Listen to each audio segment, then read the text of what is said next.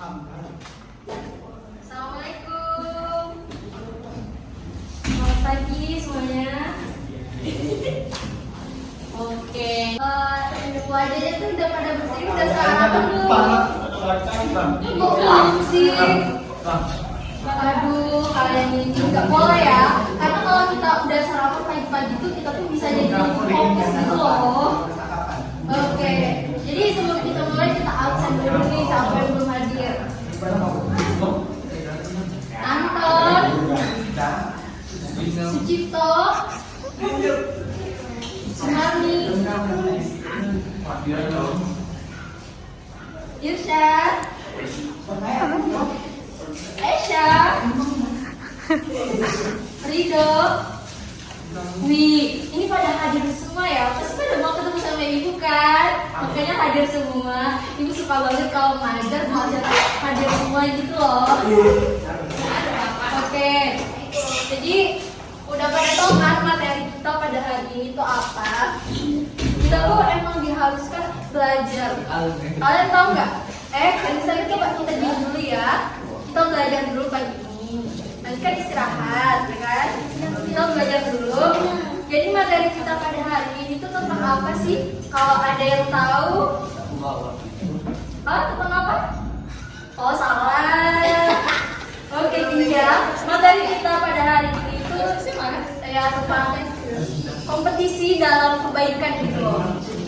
Jadi itu begini, ketika kita berkompetisi itu sama seperti kita belajar di kelas.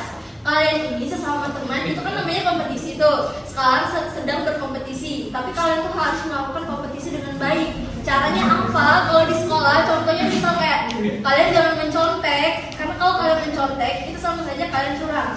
Iya kan? Dan itu sesama teman itu harusnya berkompetisi. Berkompetisi bukan yang kayak wah saya harus bisa ngalahin dia terus kita menjadi sombong, itu salah ya. Kita berkompetisi dengan baik, tapi tetap nomor satu kita harus kerja sama kelas. Nggak boleh tuh yang namanya saya aja sendiri supaya yang lain tuh nilainya jelek gitu kan. Itu tidak baik. Jadi kita tuh jangan pelit ilmu gitu loh. Kita tuh harus sama-sama saling membantu. Itu baru dinamakan berkompetisi yang baik. Tapi bukan mencontek, bukan berarti kerjasamanya itu terus-terusan mencontek gitu ya. Jadi kompetisi itu adalah bersaing kan. Jadi bersaing dengan positif.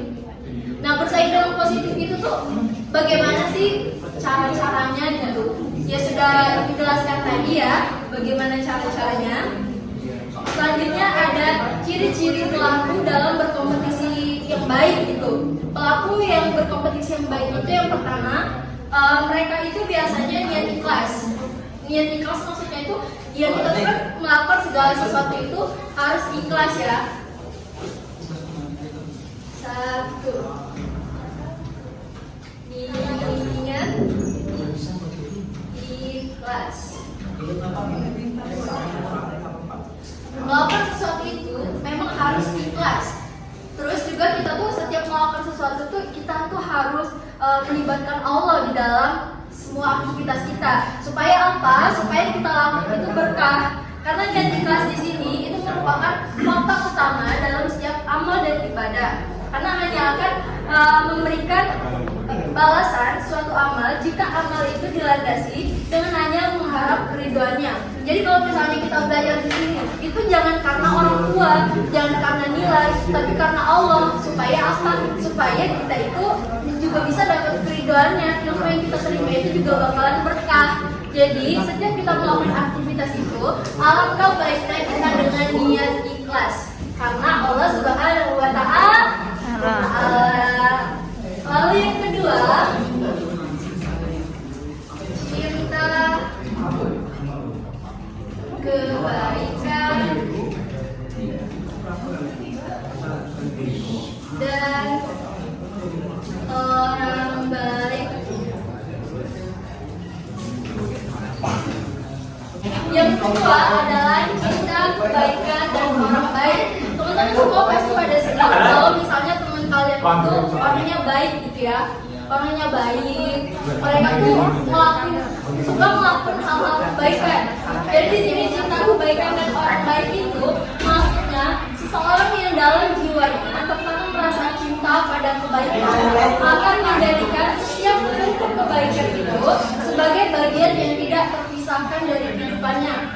Jadi mereka itu juga akan merasa cinta kepada siapa saja yang berbuat baik kemudian melakukannya. Gini nih, kalau misal kita lagi melihat orang yang baik, itu pasti terlintas di otak kita, ih mereka tuh baik banget gitu loh. Jadi kadang kita kalau di dekat mereka itu kita merasa tenang sama ini. Karena mereka itu adalah orang yang cinta akan kebaikan. Mereka itu jarang itu melakukan suatu perbuatan yang terpuji. Bahkan dampak dari mereka ini, jika kita bergaul dengan orang baik, kita akan juga merasa ikut-ikutan baik. Dari yang mereka misalnya mengajak kita untuk bekerja sama daripada kita mencontek, itu sudah melakukan hal yang terbaik gitu kan. Jadi kalau misalnya di sini ada temennya yang merasa baik, ibu rasa satu kelas ini pada baik semua ya. Jadi kalian tuh harus menanamkan ini tadi. Karena ini tadi tuh berdampak baik pada kehidupan kita, bukan hanya untuk kita, tapi juga untuk orang-orang di sekitar kita. Lalu yang ketiga, merasa beruntung.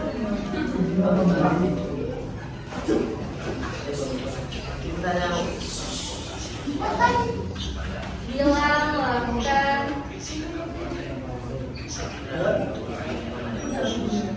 aktivitas. Kalian pernah nggak ngerasain beruntung kalau kalian melakukan suatu aktivitas? Mau itu aktivitas yang kalian sukai ataupun tidak.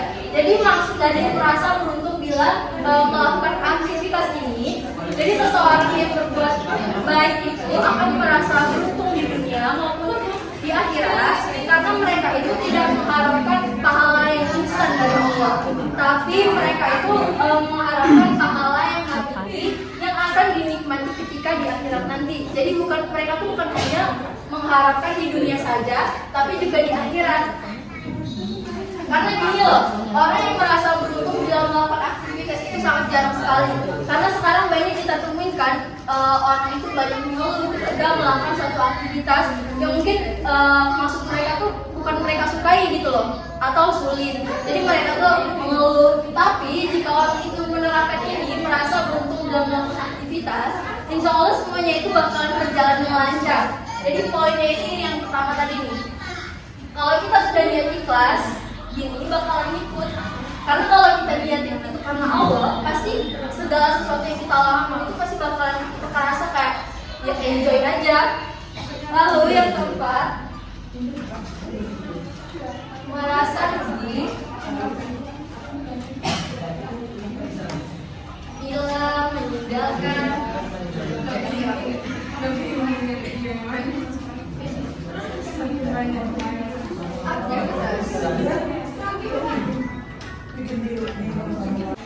Yang keempat adalah merasa rugi bila meninggalkan aktivitas.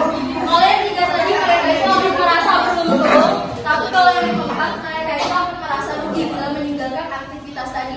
Karena apa? Karena ketika mereka itu sudah terbiasa melakukan aktivitas yang baik, hal-hal yang baik, maka mereka itu bakal merasa rugi. Kayak misalnya, kalau kalian di sini pada suka kan? Kalian di kelas pada suka belajar. Ketika kalian tidak bisa belajar atau ada satu kendala yang membuat kalian tidak bisa sekolah, maka kalian tuh pasti bakalan merasa rugi.